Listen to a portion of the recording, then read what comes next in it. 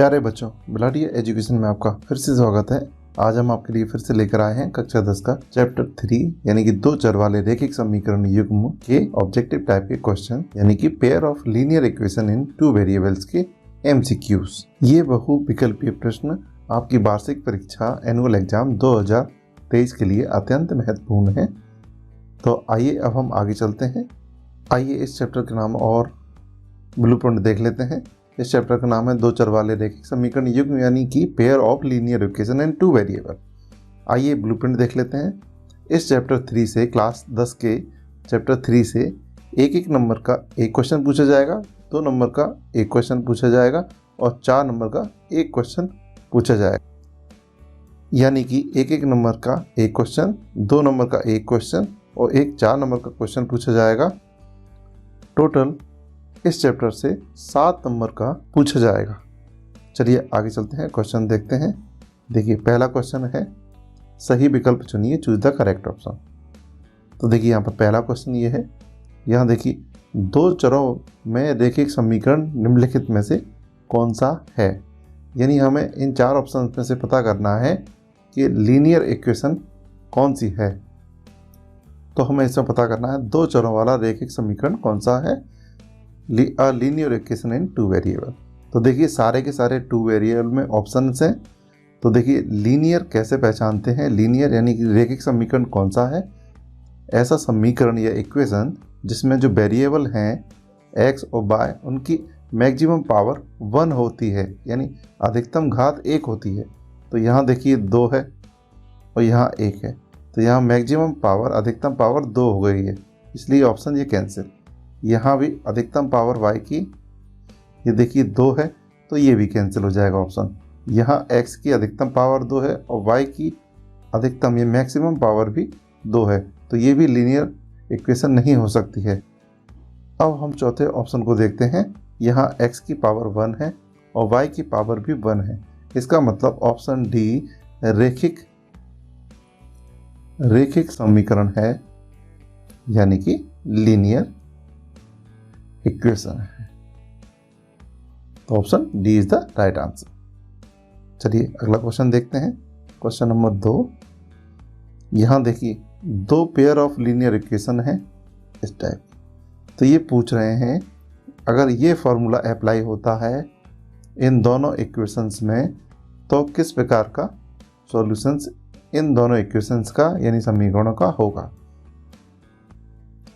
ये देखिए ये दोनों इक्वेशंस हैं, तो अगर इनमें ये वाला फॉर्मूला लगता है a1/a2 is not equal to b1/b2, अगर ये फॉर्मूला लग जाता है तो हम कहते हैं, आइए एक चार्ट देख लेते हैं हम, इसकी सहायता से ही हमें इसके आंसर्स देने हैं, ये आपको याद करना पड़ेगा।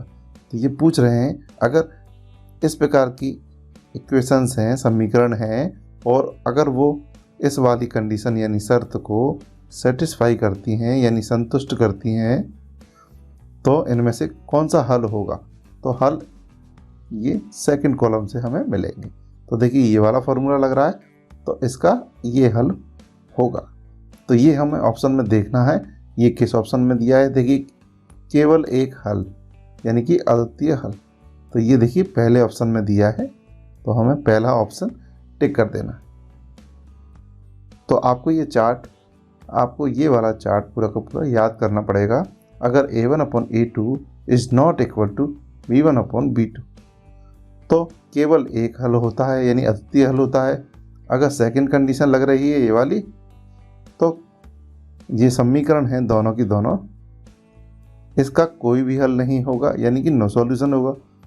अगर ये तीसरी कंडीशन लगती है a1/a2 b1/b2 और c1/c2 के इक्वल में है, बराबर में है, तो इन दोनों समीकरणों का अपरिमित रूप से अनेक हल होगा यानी कि इनफाइनाइटली मैनी सॉल्यूशंस होंगे।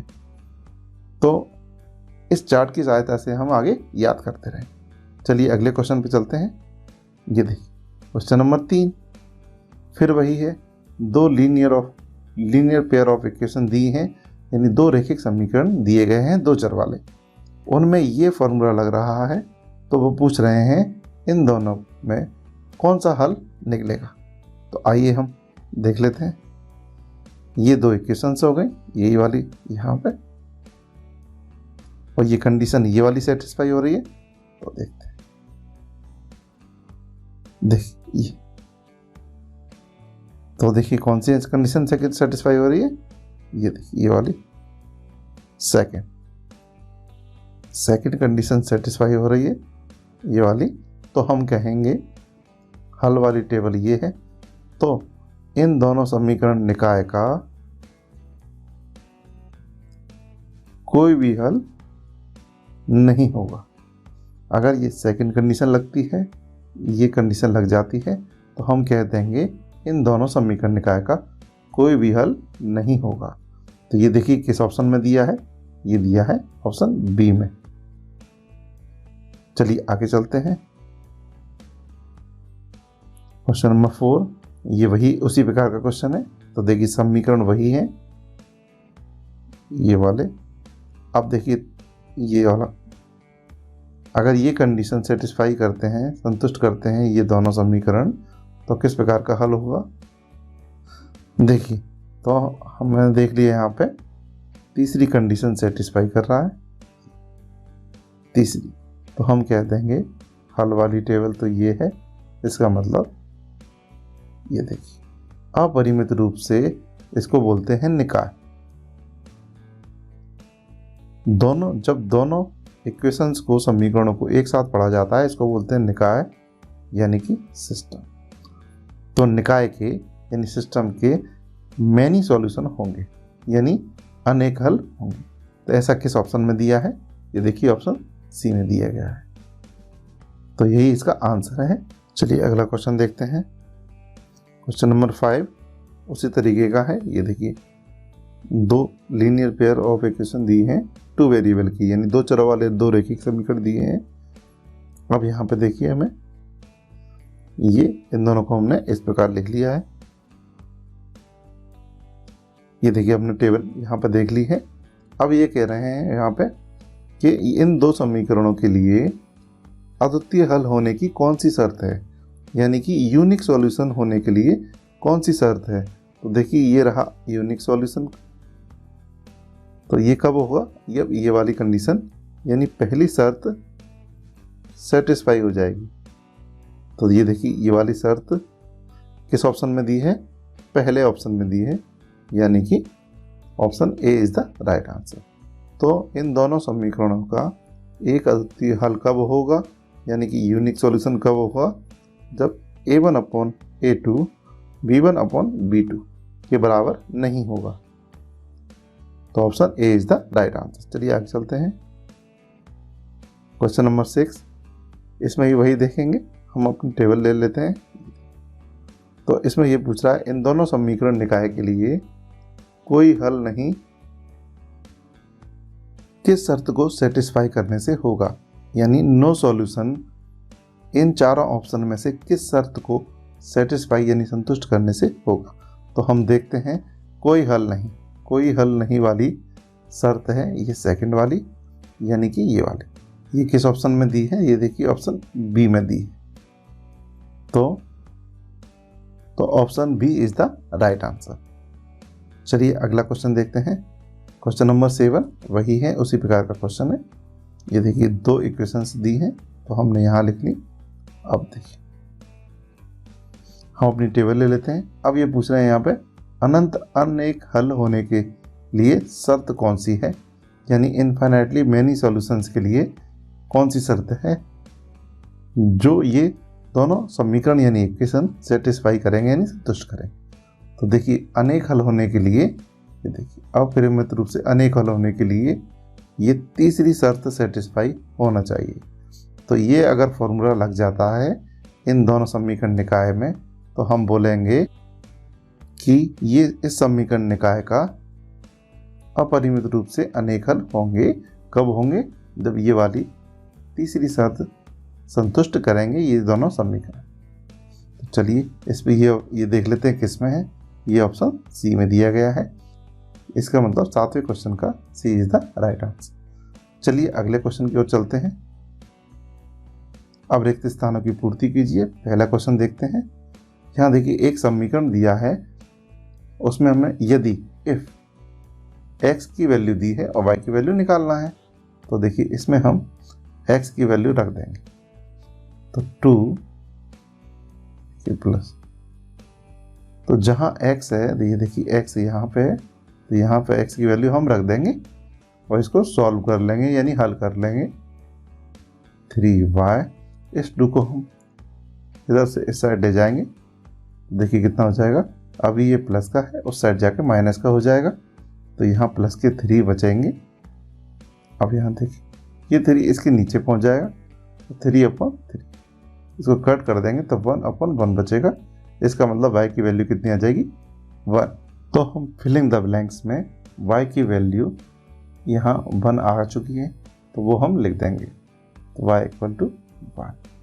आइए अब हम क्वेश्चन नंबर 2 देखते हैं। यहाँ देखिए वह समीकरण, ये एक समीकरण दिया गया है जहाँ वो कह रहे हैं a is not equal to 0, b is also not equal to 0, यानी a 0 के बराबर नहीं है और b भी 0 के बराबर नहीं हो सकता है, और ये दोनों a, b और c वास्तविक संख्या है। तो इस प्रकार का समीकरण को हम क्या कहते हैं, तो इस प्रकार के समीकरण को हम रेखिक समीकरण कहते हैं, यानी लीनियर इक्वेशन इन 2 वेरिएबल बोलते हैं, 2 चर वाला रेखिक समीकरण बोलते हैं। 2 चर क्यों, देखिए एक चर x है, दूसरा चर y है, इसलिए 2 चरों वाला बोलते हैं। और रेखिक इसलिए बोलते हैं कि x की अधिकतम पावर 1 है, घात 1 है, और y की भी अधिकतम पावर, मैक्सिमम पावर भी 1 यानी कि घात 1 है, इसलिए इसे बोलते हैं एक रेखिक समीकरण यानी कि लीनियर इक्वेशन। चलिए अगले क्वेश्चन की ओर चलते हैं। क्वेश्चन नंबर 3, यहाँ देखिए x की वैल्यू हमको दी गई है और y की वैल्यू दी गई है, हमें k की वैल्यू पता करना है। इस वाली इक्वेशन में हमें सिर्फ x की वैल्यू और y की वैल्यू को रख देना है। तो देखिए 2 एज इट इज, x की जगह पे हम लिख देंगे 2 क्योंकि x की वैल्यू 2 दी है, फिर प्लस का साइन, फिर y की जगह पे हम लिख देंगे 1 और फिर k अपनी जगह पे ही रहेगा।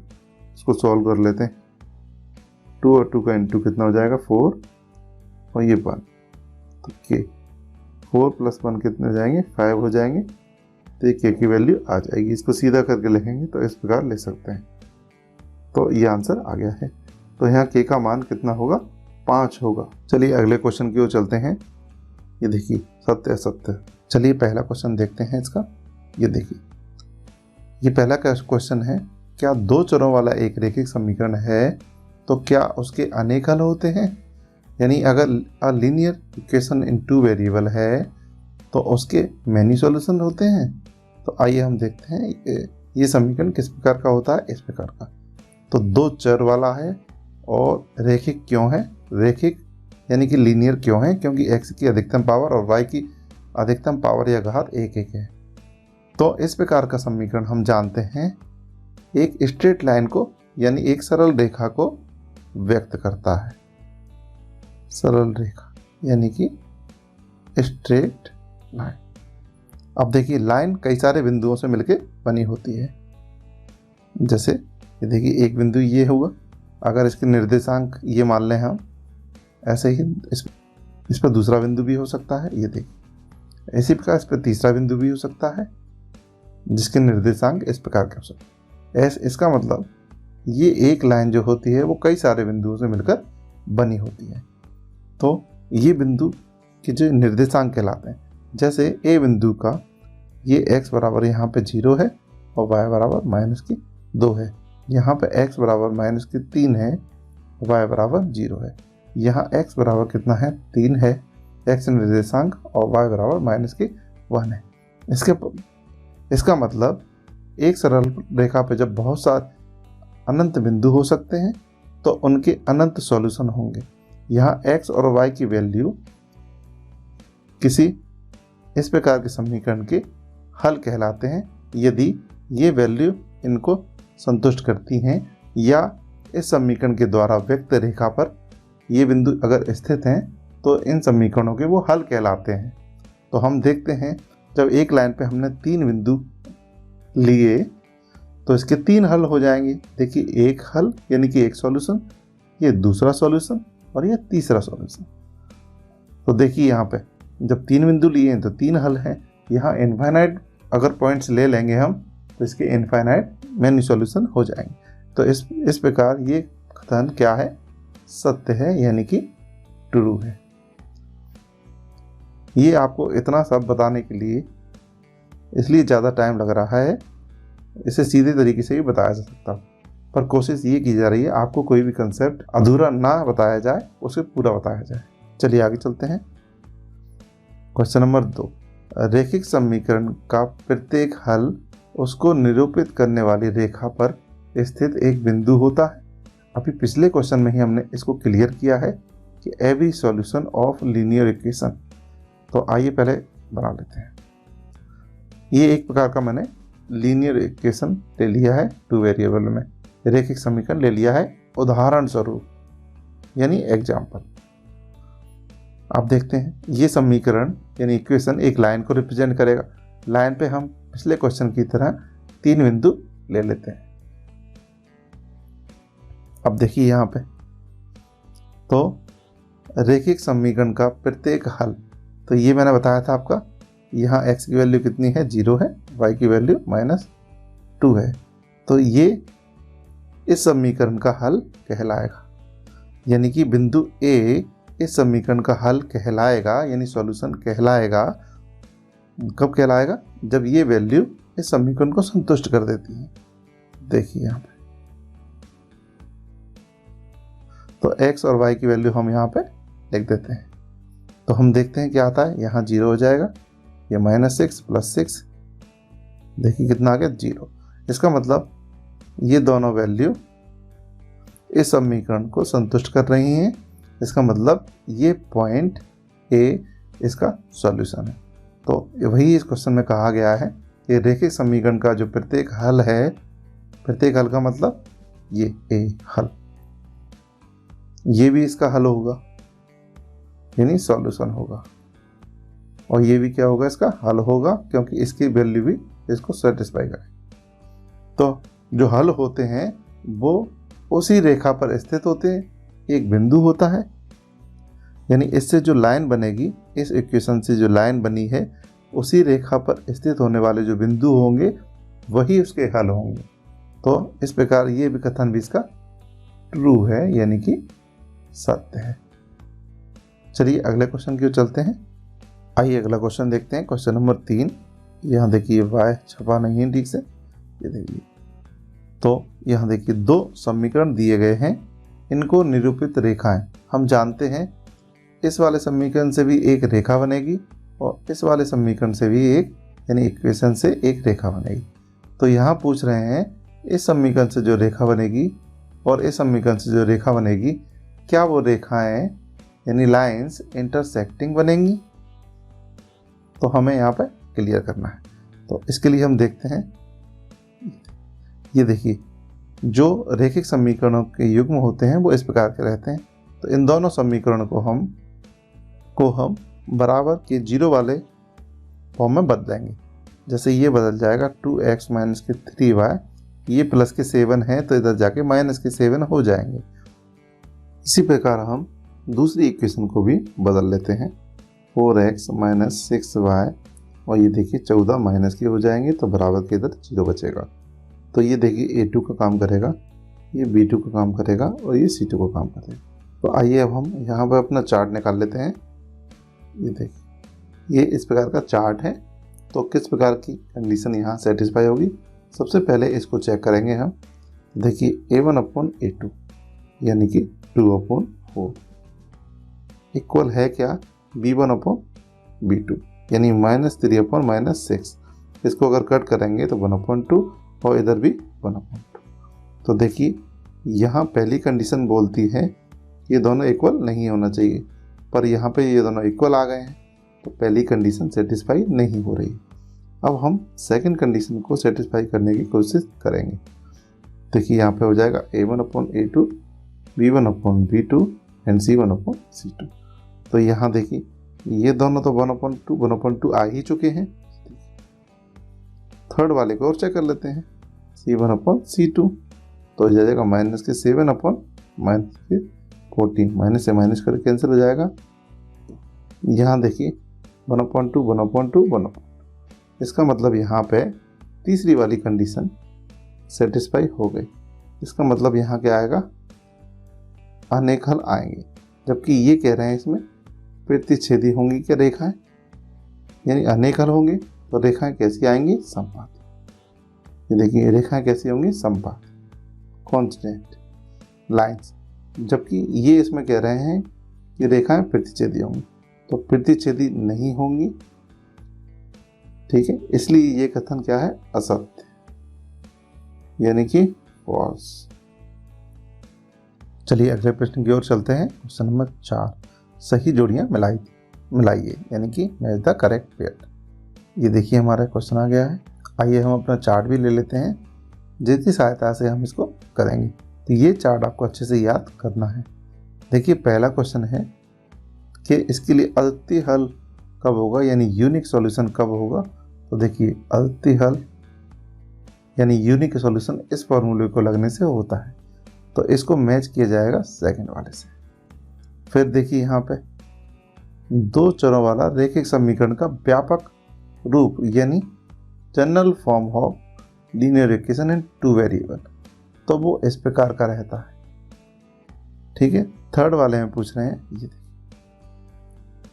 अगर इस प्रकार की कंडीशन लगती है तो इसका कौन सा हल होगा। तो अगर यहाँ पे देखे जाए इस वाले, तो ये कंडीशन सेम है, तो इसके लिए कौन सा हल होता है। देखिए कोई भी हल नहीं होगा, तो इसको हम इस वाले से ही मिलाएंगे, कोई भी हल नहीं होगा। चौथा देखते हैं, ये देखिए ये कहाँ है, ये वाली कंडीशन है। तो अगर इस प्रकार की शर्त लगती है, यानी कंडीशन सेटिस्फाई करते हैं इक्वेशंस, तो किस प्रकार का हल होगा। ये देखिए रेखाएं समपाती होंगी। देखिए अगर ये फॉर्मूला लगता है तो रेखाएं कैसी होंगी, समपाती। तो ये कहाँ लिखा है इसका, ये, तो वो इस पे जाएगा। अब देखिए पांचवा, ये इक्वेशन दी है और x की वैल्यू दी है, तो इसमें y की वैल्यू कितनी निकलेगी। यहाँ देखिए हम x बराबर x की वैल्यू लिख देंगे 0 2y + 3। इसको जब हल करेंगे तो -3 आ जाएगा, और इसको हल करेंगे तो y = -3/2 आ जाएगा। तो इसको इससे मिला देंगे। चलिए अगले क्वेश्चन की ओर चलते हैं। क्वेश्चन नंबर 5, एक शब्द या एक वाक्य में उत्तर दीजिए। ये देखिए पहला क्वेश्चन, दो चरों वाला रैखिक समीकरण का मानक रूप, यानी जनरल फॉर्म या स्टैंडर्ड फॉर्म लिखनी है a linear equation in 2 variable की। तो देखिए ये हमारी रैखिक समीकरण की जनरल फॉर्म है, यानी कि मानक रूप है होता है। तो हो गया है। चलिए आगे चलते हैं। क्वेश्चन नंबर 2, एक इक्वेशन दी है, समीकरण दिया है, उसमें x की वैल्यू दी है, y की वैल्यू भी दी है, मैं m की वैल्यू पता करना है। तो हमें ये दोनों वैल्यू इसमें पुट कर देंगे, x की वैल्यू यहाँ पे और y की वैल्यू यहाँ पे। तो देखिए y की वैल्यू पुट करेंगे तो कितना आ जाएगा, यहाँ पे y की वैल्यू पुट करेंगे तो यहाँ आ जाएगा 5, m की वैल्यू नहीं पुट करना है। यहाँ देखिए x की वैल्यू कितनी है, -2, अगेन प्लस का साइन, फिर 3। इसको सॉल्व कर लेंगे, -2m + 3, -2m को इधर लेके आते हैं, +5 को उधर ले जाते हैं। तो -2m इधर जाके +2m हो जाएंगे, +3 अपनी जगह पे हैं, ये +5 उधर जाएंगे तो -के हो जाएंगे।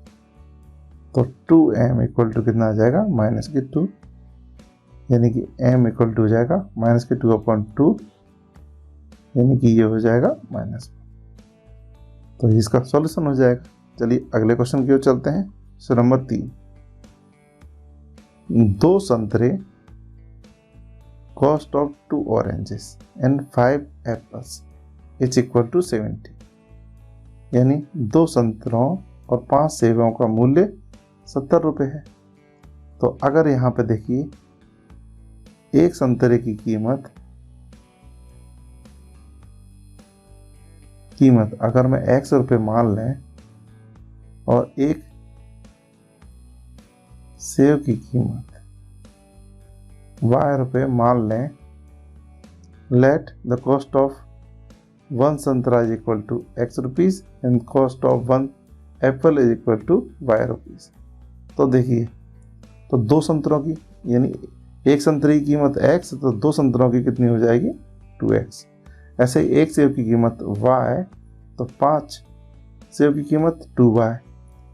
और लगा है यानी एंड होता है, इसका मतलब एंड, तो ये प्लस का साइन है, ये दोनों रुपए मिला के कितने हो जाएंगे 70। इसका मतलब हमें इस प्रकार की इक्वेशन बना के लिखना है।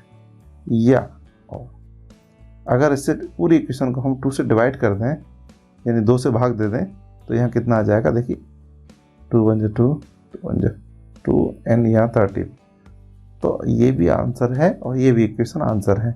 इनमें से किसी भी इक्वेशन को आंसर के रूप में ले सकते हैं। Thanks for watching and subscribe my YouTube channel जिसका नाम है बिलहटिया एजुकेशन। आशा करते हैं आपके लिए ये सामग्री बहुत उपयोगी साबित होगी। Wait for my next video 2023 for class 10. Again, thanks for watching.